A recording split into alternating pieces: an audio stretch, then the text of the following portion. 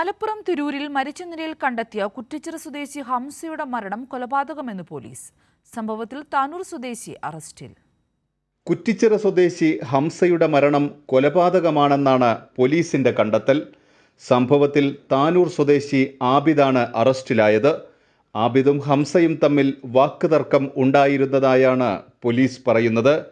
കഴിഞ്ഞ ദിവസം രാവിലെയാണ് ഹംസയെ തിരൂരിലെ KG പടിയിൽ ഒരു കെട്ടിടത്തിന് സമീപത്തായി മരിച്ച നിലയിൽ കണ്ടത്.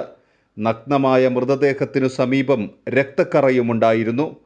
തുടർന്ന് നടത്തിയ അന്വേഷണത്തിൽ സമീപ പ്രദേശത്തെ CCTV ദൃശ്യങ്ങൾ പോലീസ് പരിശോധിച്ചു. ഹംസയെ ആബിദ് ചവിട്ടുന്ന ദൃശ്യങ്ങൾ ലഭിച്ചു. തുടർന്ന് നടത്തിയ തിരച്ചിലിലാണ് ആബിദിനെ താനൂരിൽ നിന്ന് പിടികൂടിയത്. ഇയാളെ സംഭവ സ്ഥലത്തെത്തിച്ച് തെളിവെടുപ്പ് നടത്തി.